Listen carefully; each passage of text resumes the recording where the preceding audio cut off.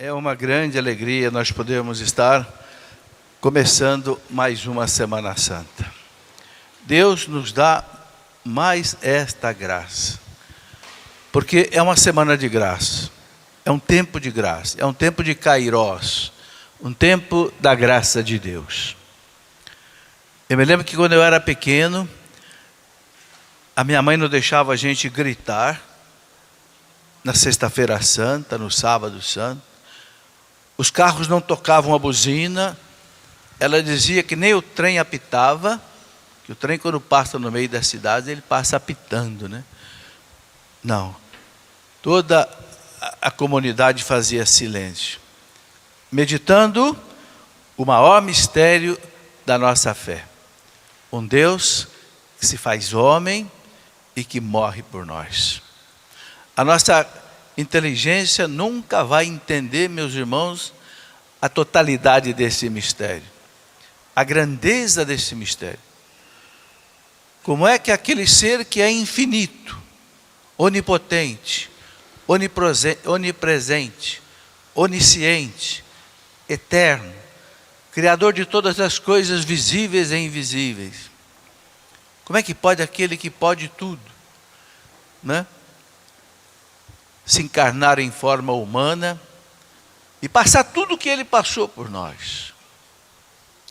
E tudo começa exatamente na celebração deste domingo, quando ele entra em Jerusalém montado num jumentinho. Quem já foi lá na Terra Santa, ainda hoje, muitas peregrinações da Canção Nova acontecem lá, eu fui lá já várias vezes. Ainda hoje o jumentinho é o animalzinho dos pobres, dos pequenos. Ele parece que não acaba. Podem vir os grandes automóveis, os grandes meios, mas o jumentinho continua lá na Terra Santa. É impressionante. E Jesus entra ali montado no jumentinho.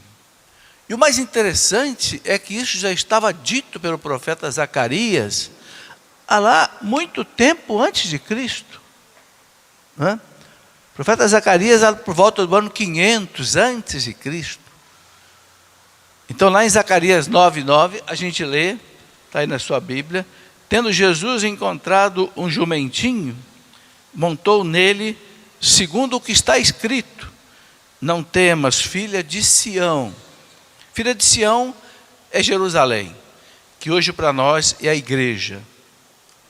Quando a Bíblia fala de Sião, por quê? Porque o templo de Salomão foi construído no Monte Sião, em Jerusalém.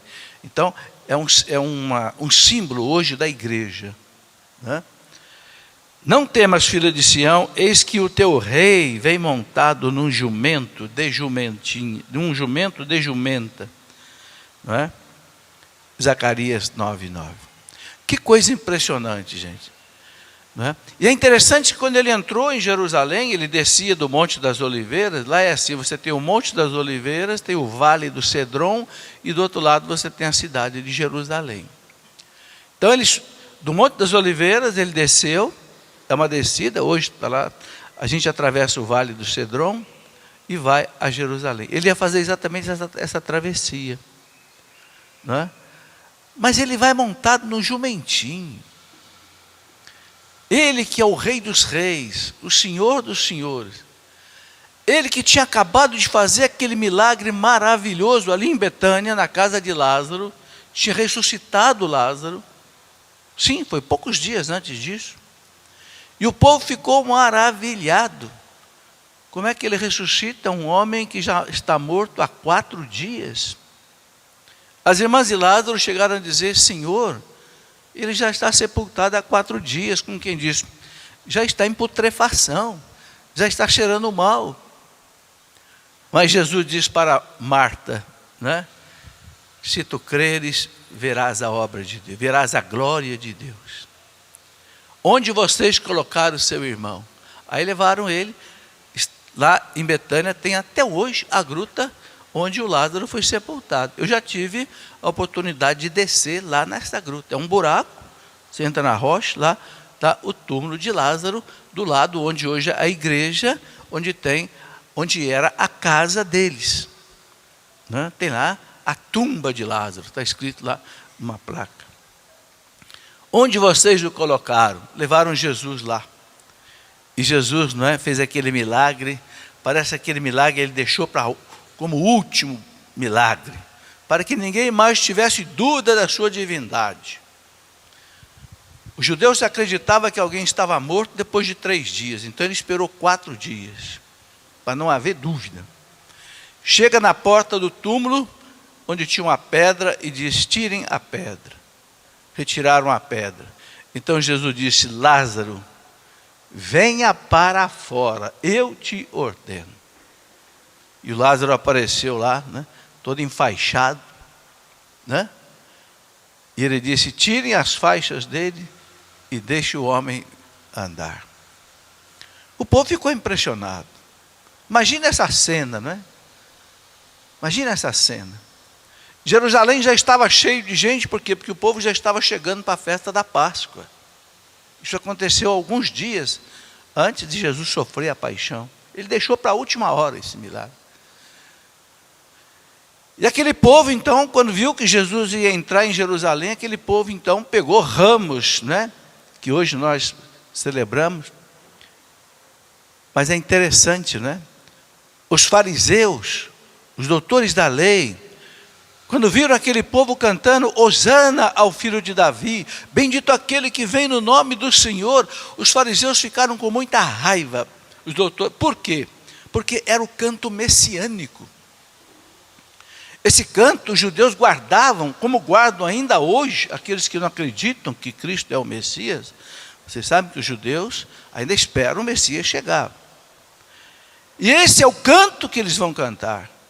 Hosana nas alturas. Hosana é uma palavra em hebraico que quer dizer salva-nos. Salva-nos. Hosana no mais alto dos céus. Bendito aquele que vem no nome do Senhor.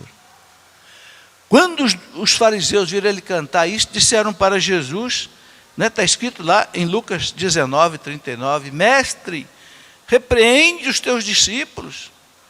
O que é isso? Eles estão fazendo o Senhor de Messias. Repreende os teus discípulos. E Jesus então diz para eles o quê? Digo-vos que se eles se calarem, as pedras clamarão. O que ele quis dizer? Eu sou o Messias. Deixa eles cantarem o canto messiânico, que de fato eu sou o Messias. Se eles se calarem, as pedras clamarão. Mas o povo não parou de clamar. O povo, especialmente aquele povo, os pequenos, né?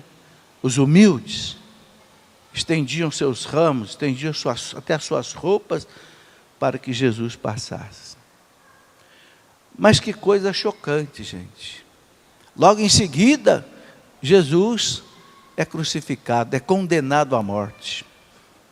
Por esse mesmo povo. Por quê?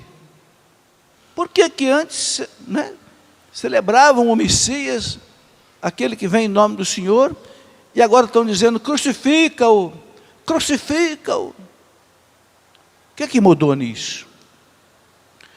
O Papa Bento XVI, lá no seu livro Jesus de Nazaré, o Papa Bento XVI, quando ele fala de Judas, ele sugere uma explicação, que é a seguinte: ele acha que o Judas se decepcionou com Jesus.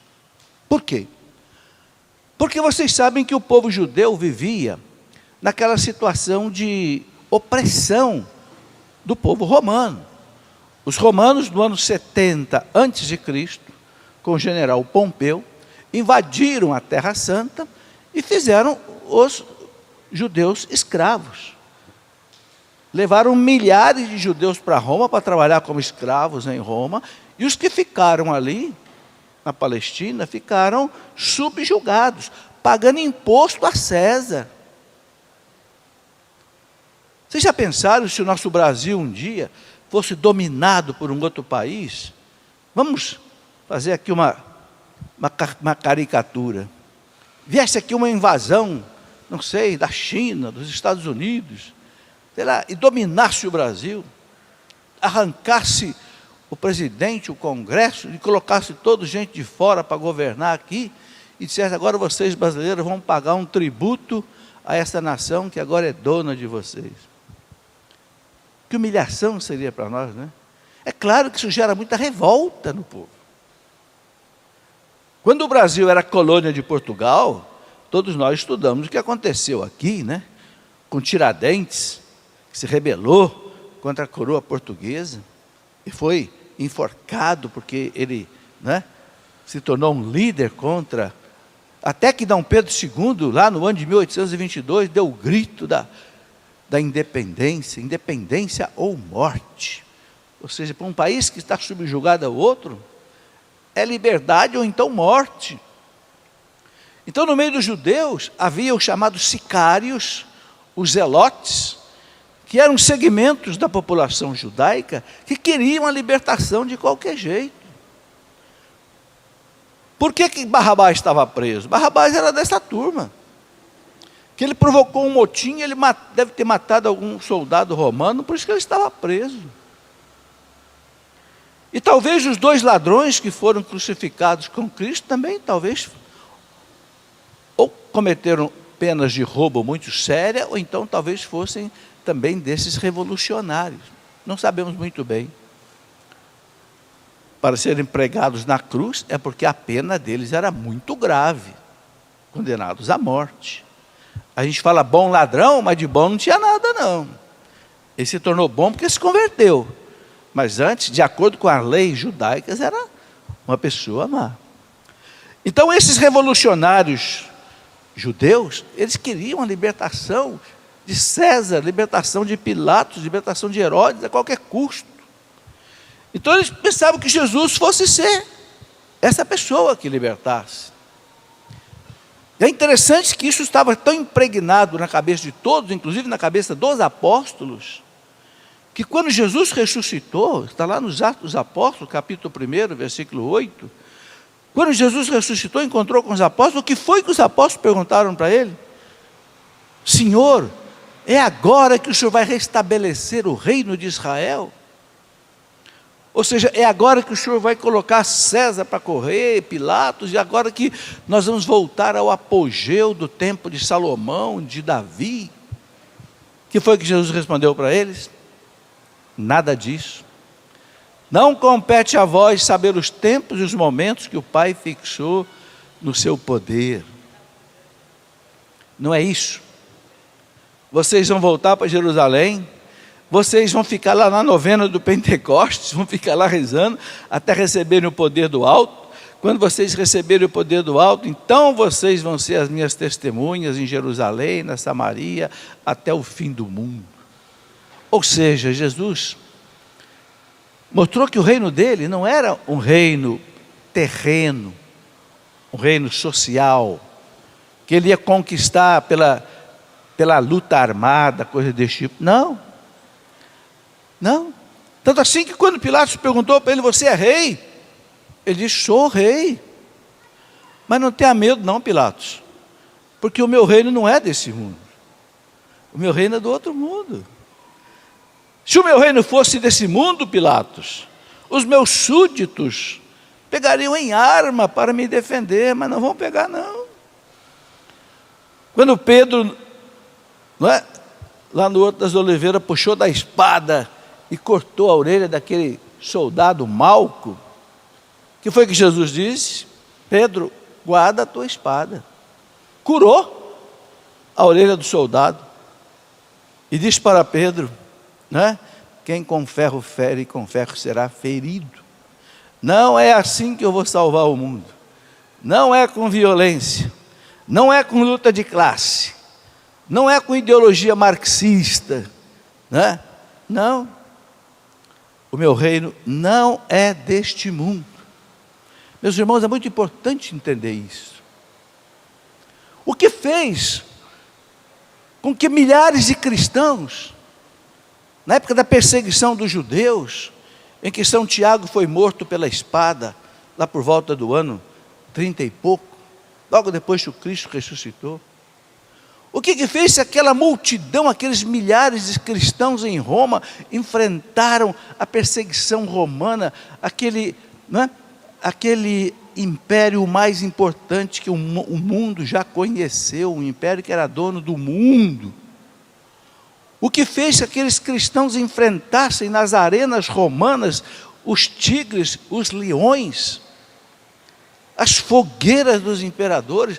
O que dava força para esses cristãos era a certeza que o meu reino não é deste mundo, meu reino é lá que eu vou viver. Então eles não tinham medo de enfrentar a morte. Eu vou morrer aqui pelo meu Senhor, mas o meu Senhor já ressuscitou e eu vou ressuscitar com Ele. Meus irmãos, esta frase foi a frase que mudou o mundo e que tem que mudar a sua vida. Tem que mudar a minha vida. O meu reino não é deste mundo. Se você quiser construir o seu reino aqui nesse mundo, você vai se frustrar. Porque ninguém consegue construir o céu na terra. O Papa Bento XVI diz que todos que tentaram construir o céu na terra acabaram construindo o inferno. Quer ver um exemplo? O comunismo. O comunismo quis fazer uma sociedade todos iguaizinhos, sem injustiça, sem nada. Só que ele quis fazer pela força das armas. Então Lenin, Stalin e Companhia Limitada confiscaram os bens de todo mundo na Rússia, na Crimeia, não sei onde mais. E o que aconteceu? Aconteceu que 100 milhões de pessoas morreram. Quem já leu o livro negro do comunismo, escrito por um ex-comunista chamado Stéphane Courtois, um escritor francês, juntamente com mais 5 escritores franceses que eram marxistas e que se decepcionaram com tudo que eles viram. É um livro de quase 1.300 páginas. Eles contam ali que o massacre comunista, que queria implantar o céu na terra, pela luta de classe, acabando com propriedade privada, acabando com os direitos das pessoas, eles construíram o inferno. Eles falam em 100 milhões de mortos na Rússia comunista, na China, no Laos, no Camboja, no Vietnã, em Cuba, aqui do nosso lado, Cuba. O senhor Fidel Castro botou mais de 50 mil pessoas no paredão e fuzilou. Por quê? Porque não concordavam com a revolução comunista cubana, que queria fazer o céu na terra. Tomar tudo que é de quem tem alguma coisa e distribuir igualmente para todo mundo. Isso não acontece em lugar nenhum. Isso só vai acontecer no céu. Bento XVI diz: todos aqueles que quiseram fazer o céu aqui na terra construíram o inferno. Outro exemplo, Hitler. O que o Hitler queria? Hitler queria fundar aquela sociedade perfeita dos arianos. Quem não fosse perfeito, o que o Hitler fazia? Mandava matar. Matou 6 milhões de judeus. E com a Segunda Guerra Mundial, ele provocou mais de 50 milhões de mortos. Porque o Hitler quis fazer uma sociedade perfeita na terra, deixar só a raça ariana. E aí uma criança que tinha uma orelha torta, ou fazia xixi na cama, o Hitler mandava matar.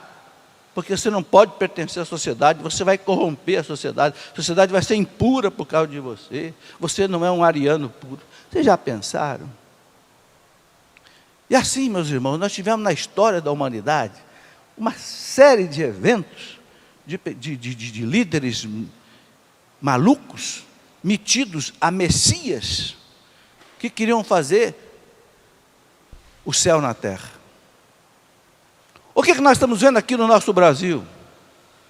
Agora, quantas pessoas estão indo para a cadeia? Pessoas ricas, empresários, altos políticos. Por quê? Porque quiseram fazer o céu aqui na terra, roubando, na verdade, o dinheiro do povo. O dinheiro que devia ir para a saúde, para a educação, para as casas dos pobres. Roubaram. Acabaram com a Petrobras, acabaram com tantas coisas, quiseram fazer o céu aqui na terra. Eu vou ser feliz, eu vou ter 2, 3 milhões de reais aplicados lá na Suíça, aí eu vou viver o céu na terra. Qual é o céu que eles escolheram? A cadeia. Tem coisa pior do que a cadeia? A coisa mais triste que uma pessoa pode ter é perder a liberdade. Então, meus irmãos, a frase que mudou o mundo foi essa. Não sou eu que digo, não, é a igreja que... Tudo que eu ensino, eu aprendi com a igreja. O meu reino não é deste mundo. Por que milhares e milhares de monges e de monjas foram para os desertos? Viveram aí uma vida de eremita, de cenobita, uma vida de sozinho nos desertos, jejuando, orando, enfrentando os demônios no deserto, até a morte, como um Santo Antão, que desde 22 anos de idade até 90 e tantos anos de idade, Santo Antão viveu no deserto. São Pacômio, aquela região do Egito, de Tebas, aquela região ficou com tantos monges, que um dia o demônio disse para Santo Antão: vocês estão ocupando o meu espaço, vocês estão me expulsando aqui, o deserto é meu, mas vocês estão... O que esses monges buscavam? O meu reino não é deste mundo.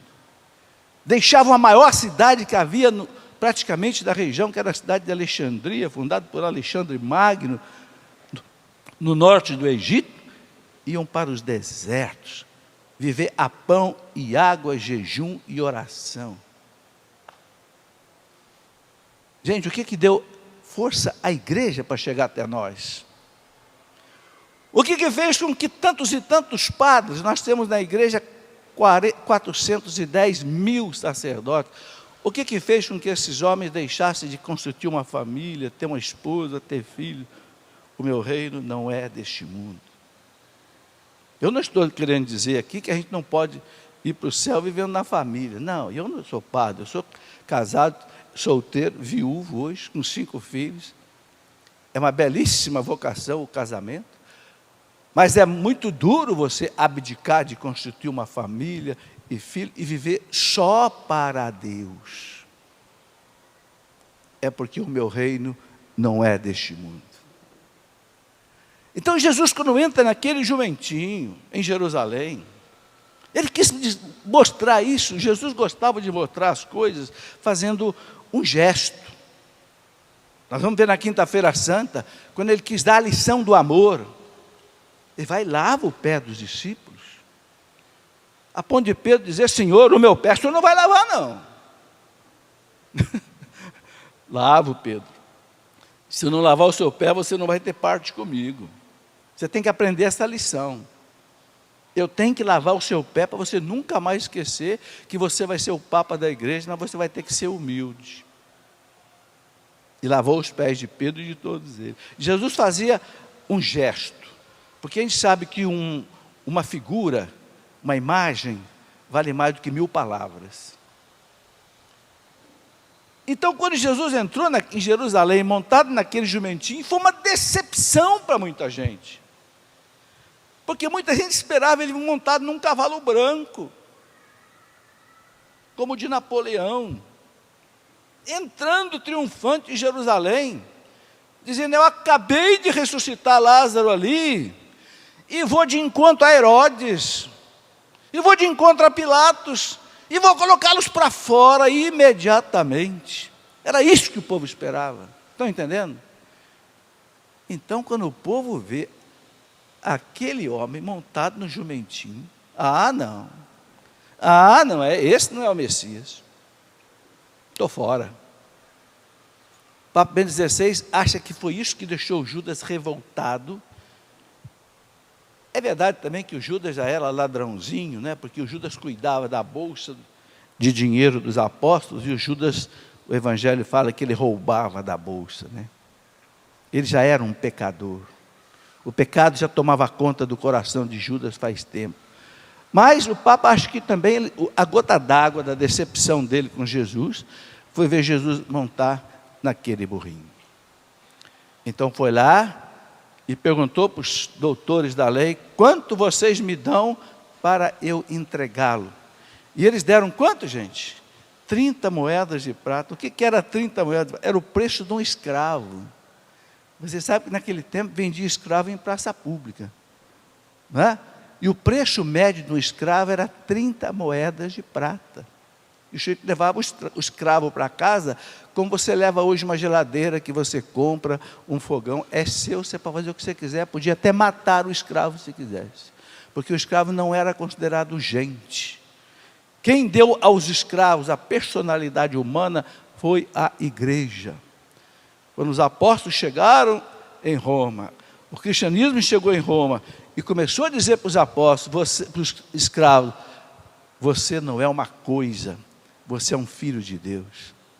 Os escravos cresceram. Por que a gente encontra escravos que foram à morte por causa de Jesus? Por exemplo, Santa Perpétua, Santa Felicidade, aquelas duas amigas lá no norte do Egito, em Cartago, que foram jogados para os animais ferozes na arena. Felicidade era uma escrava. Escrava. Mas por que essa escrava deu a vida por Cristo? Porque Cristo deu a vida para ela.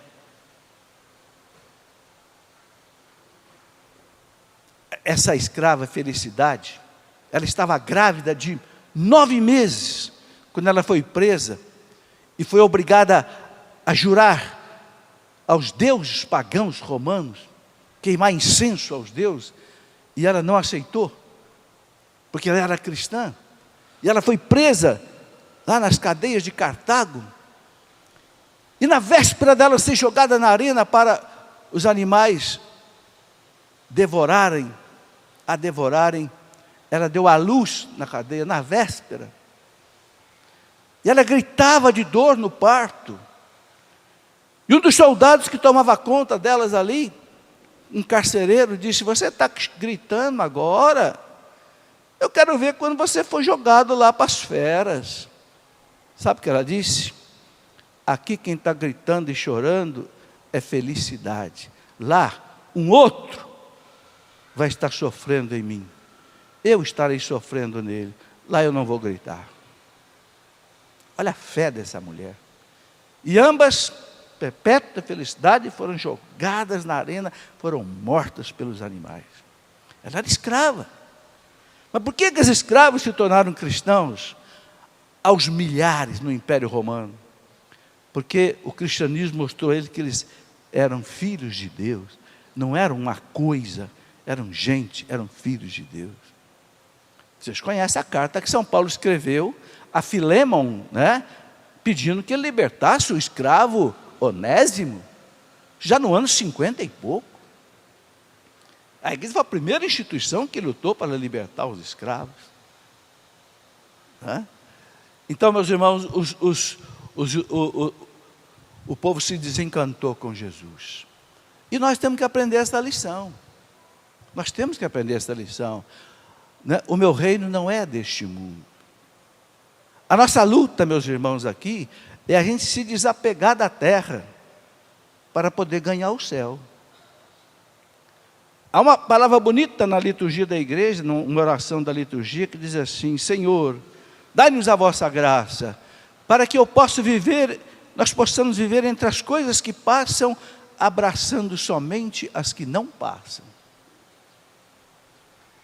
Tudo que nós abraçarmos desse mundo, meus irmãos, vai passar. O que não vai passar? Não vai passar o bem que nós fizermos. Não vai passar a nossa fé. Não vai passar o amor que nós tivemos para com Deus e para com as pessoas. Isso não vai passar. Não queime a sua vida, não mate a sua vida, apenas correndo atrás de dinheiro, correndo atrás de bens materiais, correndo atrás de coisas, e brigando, e xingando, e se desgastando, e de repente ficando até estressado. É claro que nós todos precisamos de dinheiro, é claro que nós todos precisamos de uma casa, de um carro, da comida, é justo, é necessário nós trabalharmos, temos nosso dinheiro, aquilo, mas nós não podemos ser escravos dessas coisas. Entenderam? Jesus disse que ninguém ama a dois senhores.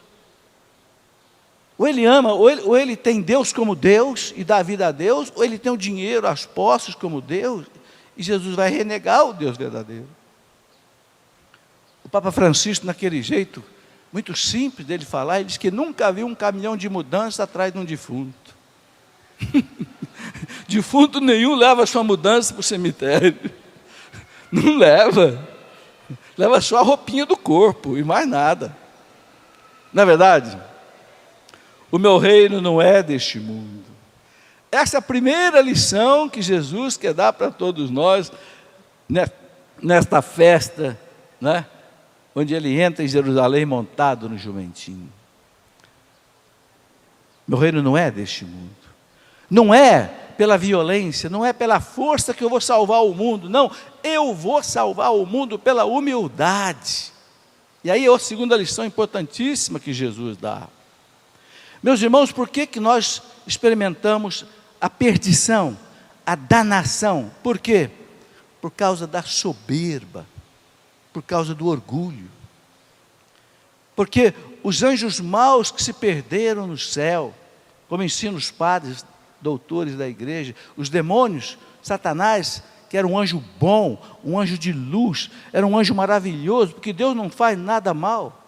Deus é perfeito, Deus não pode criar nada, e os demônios foram criados por Deus, mas foram criados bons, mas por orgulho se tornaram maus. Qual foi o pecado deles? Quiseram ser como Deus, não se aceitaram como criaturas de Deus, quiseram ser como Deus. Por isso que Satanás, depois lá no paraíso, veio soprar no ouvido de Eva, o quê? Esse Deus é bandido. O demônio é mentiroso por natureza, né? A estratégia dele é enganar. Jesus diz que ele é o pai da mentira.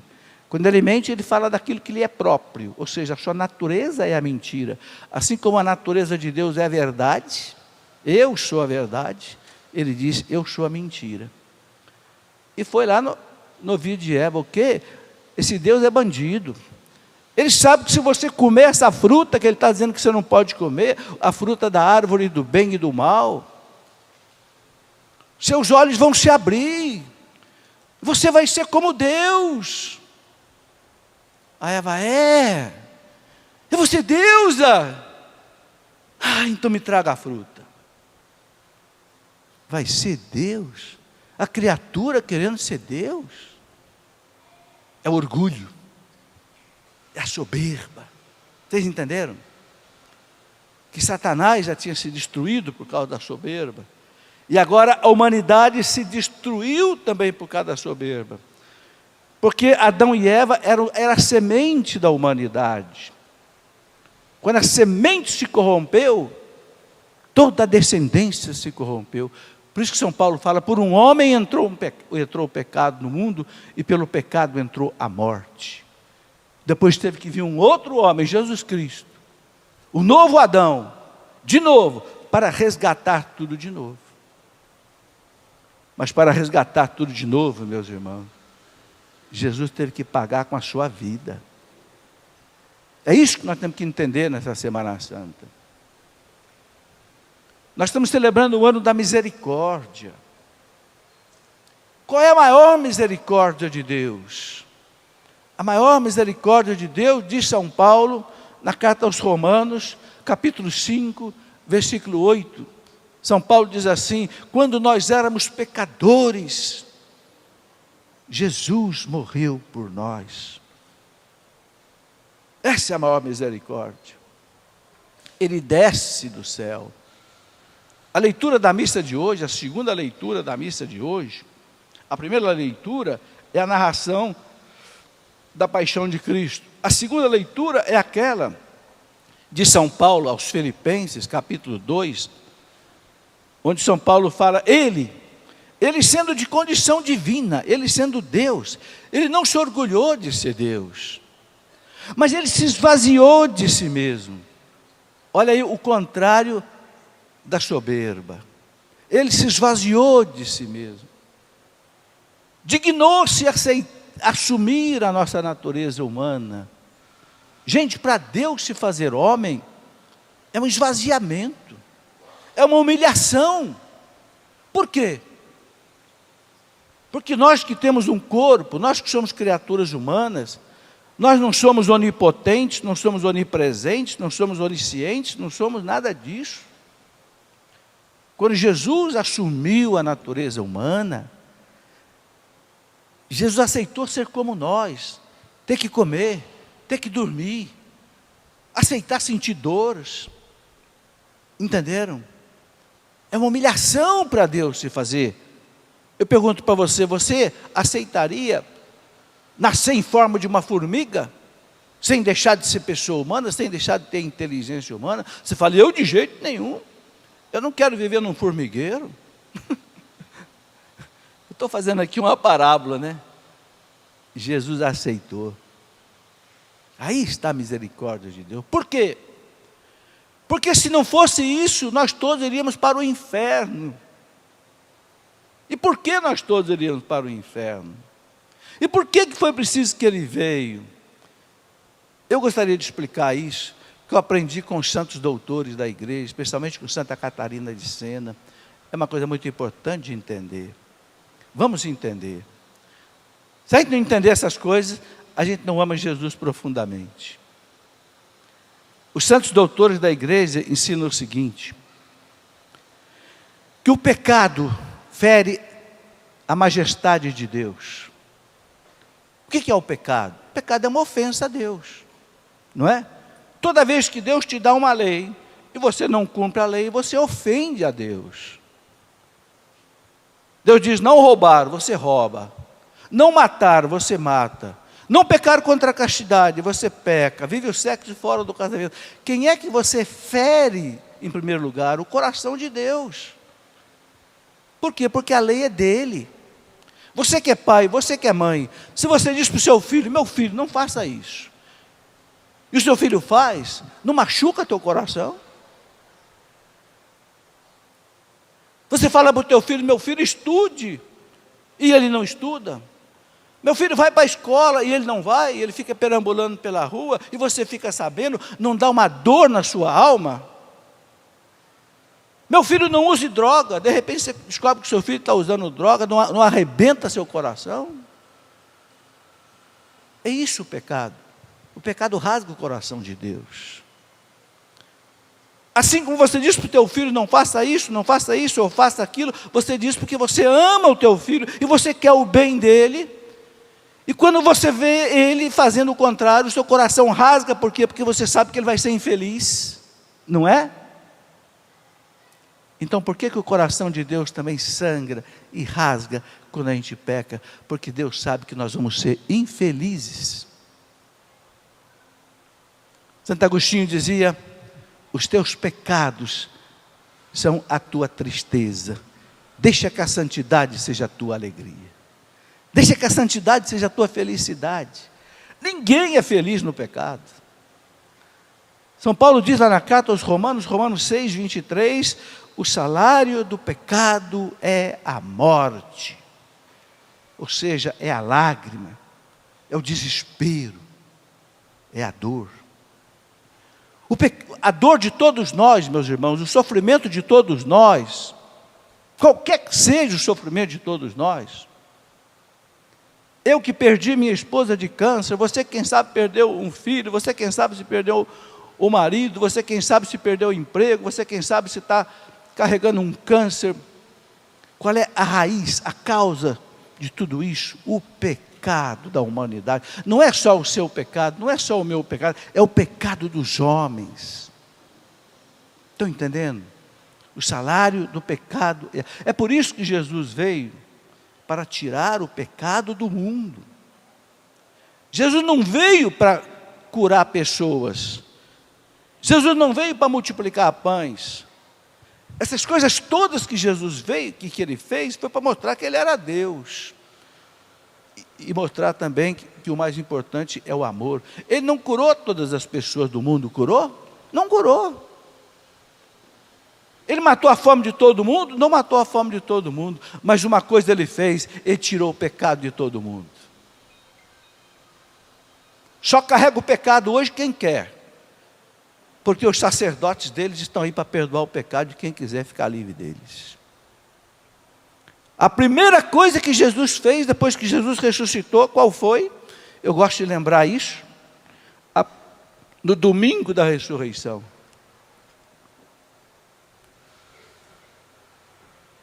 São João Evangelista narra no capítulo 20, versículo 22. Os apóstolos estavam reunidos no cenáculo, com medo dos judeus, no domingo da ressurreição, achando que eles também iam morrer, porque o mestre tinha sido crucificado. Então estavam trancados no cenáculo, e Jesus aparece no meio deles. Agora ele está ressuscitado, agora ele não precisa mais abrir a porta para entrar. O corpo ressuscitado não ocupa mais espaço, atravessa paredes. Nós seremos assim quando nós formos ressuscitados.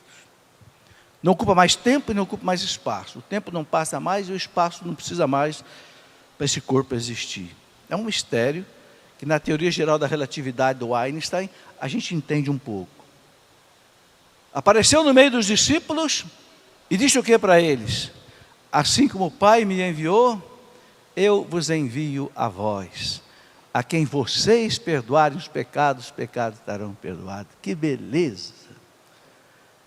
Por que ele fez isso logo no domingo? Logo imediatamente após a ressurreição dele. Por quê? Porque com a morte e a ressurreição, ele conquistou diante da justiça divina, ele conquistou o perdão de toda a humanidade. E agora ele entrega o ministério de perdoar à igreja, aos sacerdotes. Meus irmãos, infeliz de quem não confessa. Infeliz de quem tem medo de chegar num sacerdote e derramar sua miséria. Não é o sacerdote que vai te perdoar, é o Cristo que vai te perdoar através do sacerdote. O sacerdote atua in persona Cristo, cabeça da igreja. Tudo aquilo que na confissão você for perdoado, quando você chegar diante de Deus, no juízo particular, não vai aparecer mais. O Papa João Paulo II dizia que a confissão é um juízo particular adiantado. É um avant-première, como diz o francês, adiantado. Cristo veio para tirar o pecado do mundo. Deus encarregou São João Batista de ser o precursor de Jesus. Precursor é aquele que prepara, né, a chegada. Então João Batista, a voz que clama no deserto, endireitai os caminhos do Senhor, as montanhas sejam aplainadas, os vales sejam cobertos e aplainados, porque vai chegar o Senhor. É o João Batista. E quando ele viu Jesus, ele disse para os apóstolos, para os discípulos dele o quê? Eis o Cordeiro de Deus que tira o pecado do mundo. É assim que João Batista apresentou Jesus aos judeus. Ele poderia ter apresentado Jesus de muitas maneiras. Ele podia ter dito para os judeus: eis aí, como dizia o salmista, né? Eis aí o mais belo dos filhos dos homens. Eis aí o esperado das nações. Eis aí o Messias aguardado, anunciado pelos... Olha, João Batista podia anunciar Jesus de muita... Não, ele foi no alvo.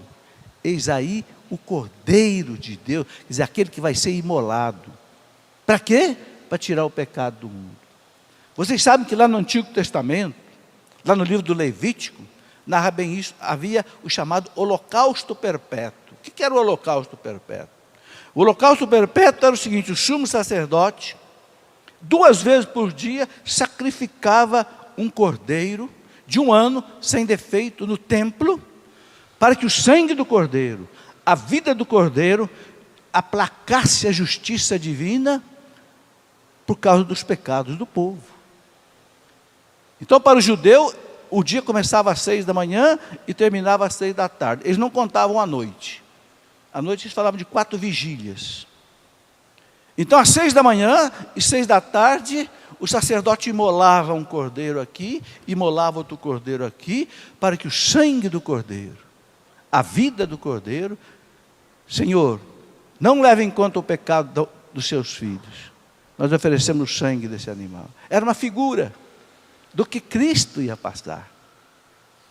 Aquilo que os sacerdotes fizeram todos os dias, O Cristo fez uma vez só. A carta aos Hebreus fala, ele não precisou ficar repetindo tudo isso. A missa que nós celebramos hoje não é a repetição da morte de Cristo, não. É a única morte de Cristo que se torna presente. A missa é a presentificação do Calvário. A missa não é uma repetição, não é uma multiplicação. Não, a missa é a atualização do Calvário. Você pode perguntar assim, mas como, professor? Se o Calvário foi há 2000 anos atrás, como é que o Calvário vai ficar presente aqui agora? É fácil de explicar. Para nós existe o tempo, para Deus não existe o tempo. Para Deus não existe passado, presente e futuro. Para Deus é tudo presente. O tempo não passa para Deus, porque o tempo é uma criatura que Deus criou. Os físicos estão agora dizendo, os físicos modernos, e eu sou físico, fiz doutorado em física no ITA, os físicos estão dizendo agora que com a descoberta do Big Bang, o tempo começou a existir no universo há 13,7 bilhões de anos atrás, quando começou o Big Bang. Antes não existia tempo nem espaço. É uma coisa complicada da teoria de Einstein, que eu não vou entrar em detalhe aqui agora. O tempo é uma criatura de Deus. E como é criatura de Deus, o tempo não atinge Deus, o tempo não limita as ações de Deus. O que eu estou querendo explicar com isso? O Calvário, que aconteceu há 2000 anos, aconteceu há 2000 anos para nós. Para Deus, ele é perene. Estão entendendo? Ele não envelhece. As ações de Deus não envelhecem. Por que os santos tinham visões do menino Jesus? Vocês já viram Santo Antônio com o menino Jesus no colo? Vocês já viram São Benedito com o menino Jesus no colo? E aparecia o menino Jesus no colo deles de verdade. Por quê? Porque o menino Jesus não envelhece. Está entendendo? As ações de Deus, a teologia ensina que são teândricas. Theos de Deus, ândricas de homem. É a ação de um homem, mas que ao mesmo tempo é Deus. Por isso o tempo e o espaço não o limitam. Então, nós não repetimos o Calvário. O Calvário é atualizado. Quando o sacerdote diz, isto é o meu corpo que é dado por vós, não é o meu do sacerdote, é o meu de Cristo. É o Cristo que está dizendo pela boca do sacerdote, isto é o meu corpo. Isto é o meu sangue, sangue dele. Se torna presente.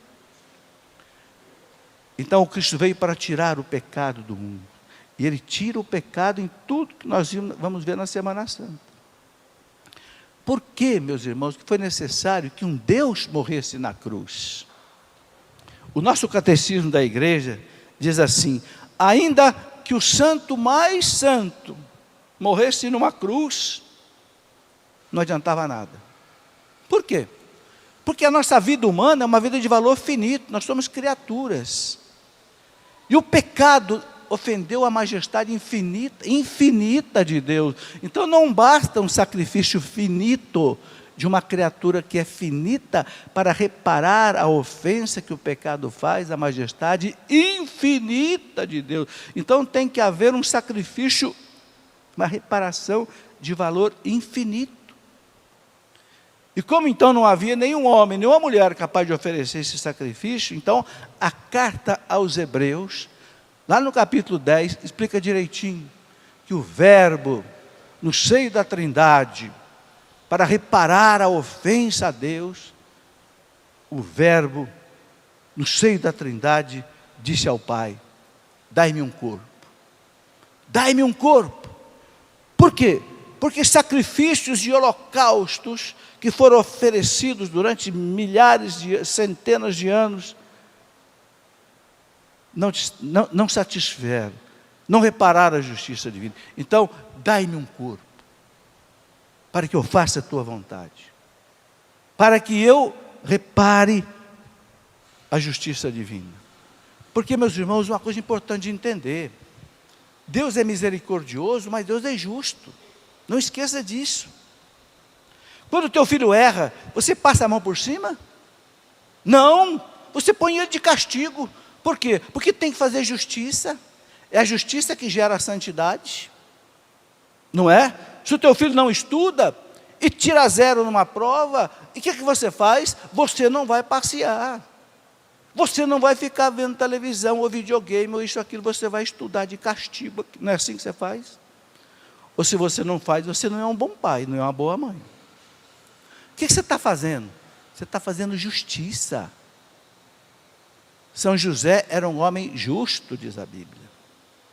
O castigo, quantas vezes minha mãe me colocou de castigo no quarto, porque a gente batia no irmão mais novo. A justiça corrige. Por que a Lava Jato está colocando todos esses ladrões na cadeia? Justiça, porque roubaram o povo, o dinheiro do povo. Então, o povo tem que ser restaurado na ofensa que o povo recebeu. O dinheiro tem que ser devolvido. E eles têm que ser corrigidos. A justiça tem que fazer com que eles mudem de vida. Entenderam? Quanta gente muda de vida na cadeia, né? Ou na doença. Então, meus irmãos, a humanidade pecou pesado contra Deus. Deus não passou um pano por cima assim, não. Deus é misericórdia. Mas sabe como é que Deus exerce essa misericórdia? Cumprindo a justiça. Como nenhum homem podia reparar a ofensa praticada a Deus, então Deus vai reparar essa ofensa. Aí está a misericórdia. Você entendeu? É como se você devesse R$1.000 para alguém. Se eu devesse aqui para o Léo R$1.000 e eu não pudesse pagar, e o Léo dissesse a mim assim, eu vou te processar. Eu digo, ô Léo, misericórdia, cara. Eu tenho filho, eu tenho mulher, eu não posso. E ele dissesse, tá bom, eu vou te perdoar. É a misericórdia. Ele cumpriu a justiça. Por quê?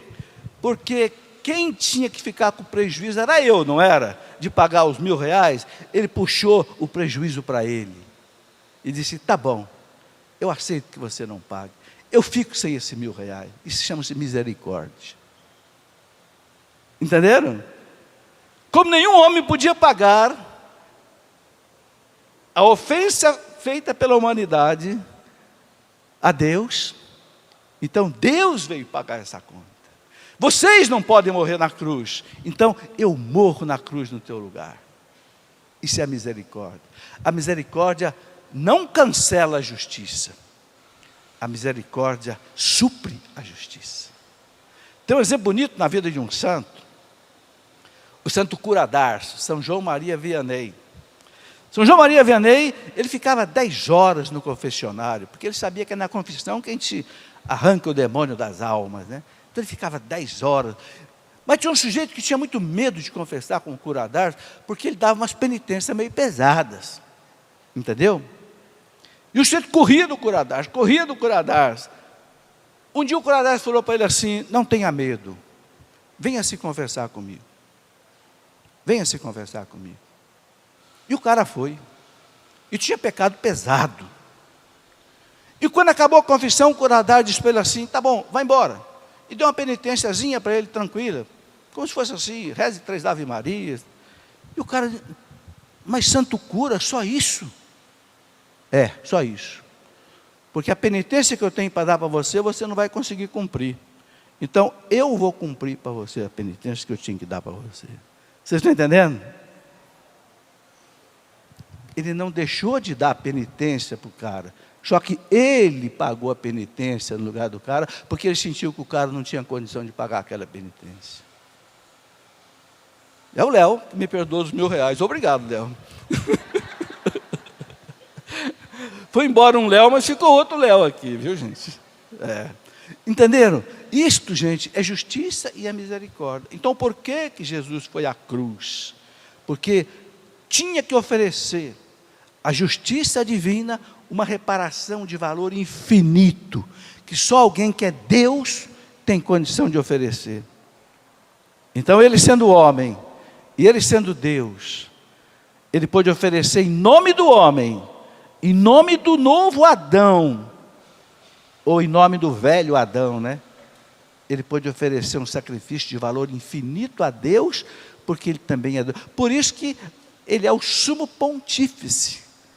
O que é pontífice? Vem de ponte. A ponte que liga o homem a Deus. O pecado da humanidade derrubou a ponte. Não tem nada mais triste numa cidade do que derrubar uma ponte, né? Divide a cidade ao meio. Quem está do lado de lá não pode passar para cá. Imagina uma ponte que começa do Paraíba aí com quase 100 metros de largura, cair a ponte. É um transtorno. O que o pecado fez? O pecado derrubou a ponte da comunhão do homem com Deus. Cristo veio refazer essa ponte. Por isso que ele tinha que ser perfeitamente homem e perfeitamente Deus. Só não tem o nosso pecado. O resto dele tem. Né? Que maravilha, meus irmãos. Que maravilha essa misericórdia de Deus. Vale a pena a gente entregar a nossa vida para Deus. Porque Deus entregou a vida dele por nós. São João da Cruz dizia, amor só se paga com amor. Entenderam? O que fez os santos serem santos, gente, é isto. Ele morreu por mim, São Paulo diz, Gálatas 2:20. Ele morreu por mim. Eu tenho que morrer por ele. Não é morrer por ele numa cruz, mas é morrer por ele na minha vida. A minha vida, né, tem que ser um hino de louvor a Deus. Eu não posso pecar, porque pecar significa rasgar o coração de Deus. Mas eu peco, porque eu sou fraco, então vou logo me confessar. Ele sabia que eu sou fraco, ele sabia que eu sou miserável, todo mês eu me confesso. E sabe o que acontece comigo quando eu não me confesso? A cada 30 dias eu me sinto mais fraco, e me sinto mais tentado pelo demônio. Então eu tenho umas normas comigo, uma vez por mês eu corto meu cabelo, e vou me confessar. Quando eu lembro que tenho que cortar o cabelo, eu já lembro que tenho que confessar. E eu vou me confessar. E eu sinto força quando eu saio da confissão. Vocês estão pensando que é fácil ser viúvo, viver sozinho? Com mulher mandando cartinha para você? Vocês estão pensando que é fácil? Mandando mensagem no WhatsApp? E você querer oferecer sua vida para Deus? O que me segura? A Eucaristia e a confissão. A Eucaristia todo dia, a confissão a cada 30 dias. O Senhor morreu por mim para que Ele pudesse lavar a minha alma com o seu sangue. E eu vou rejeitar isso? Eu vou rejeitar isso? Só se eu for maluco. Qual é o doente que não toma o remédio para o corpo? Qual é o doente que não toma o remédio para a alma? Entenderam, gente? Então, é tudo isso que nessa Semana Santa a gente precisa meditar. A humildade de Jesus. Monta num burrinho. Entra em Jerusalém no burrinho. Gente, vamos jogar fora a soberba, a arrogância, a prepotência, a autossuficiência. Não importa, vamos ser humildes. Jesus, manso e humilde de coração, fazei meu coração semelhante ao vosso. Vamos ser, o que nos dá vida, gente, é a virtude. Um dia, alguém aqui na Canção Nova disse assim para mim, Felipe, você já escreveu tantos livros, escreva um livro de autoajuda, que está na moda. Eu digo, tá bom, vou escrever. E escrevi. O nome do livro é esse, Para Ser Feliz. E qual é a autoajuda que eu coloco ali? Sabe o que você precisa para ser feliz? Para você ser feliz, você precisa ser santo. Você tem que deixar o pecado. Você tem que viver as virtudes. Tem 7 pecados capitais, não tem? É o caminho da infelicidade. Soberba, ganância, impureza, gula, ira, inveja e preguiça. É o caminho da morte. O caminho da tristeza. O caminho da infelicidade. Para ser feliz, é outro caminho. São as virtudes opostas. Então, ao invés da soberba, a humildade. Ao invés da ganância, o desprendimento. Ao invés da impureza, a castidade. Ao invés da gula, a temperança. Ao invés do ódio, da raiva, a mansidão. Ao invés da preguiça, a diligência. Estar pronto para servir, estar pronto para ajudar. Fazer o bem faz bem. Fazer o mal faz mal. Então isso agrada a Deus. Isso faz a gente feliz. Muito feliz. A gente começa a viver o céu aqui na terra. O caminho da felicidade é o caminho das virtudes. O caminho da infelicidade é o caminho do pecado, dos vícios. Agora, só que nós somos fracos, né? Não pode esquecer isso.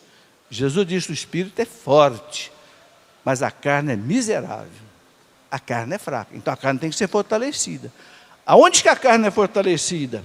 Na oração, na confissão, na Eucaristia, na meditação da palavra de Deus, na caridade, no trabalho apostólico na igreja, né?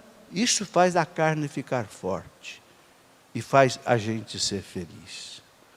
Uma santa e feliz Semana Santa para todos vocês. Vamos ficar de pé, vamos pedir isso a Deus. Eu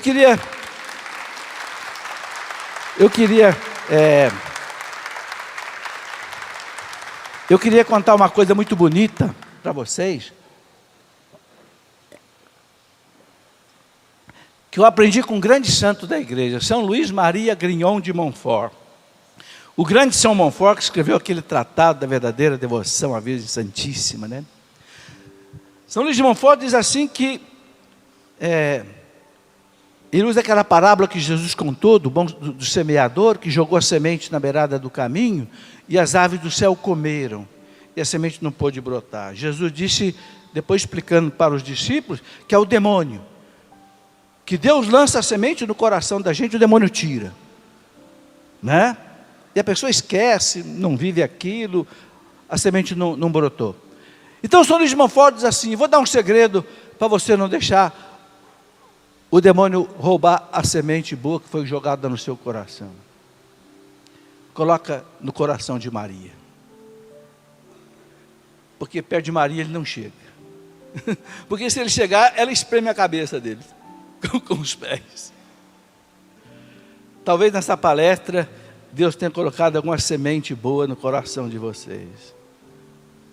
Peça a Nossa Senhora: guarda essa semente agora, minha mãe, no teu coração, para que o mal não atire daí e essa semente possa dar frutos de salvação e de santidade na minha vida. Amém.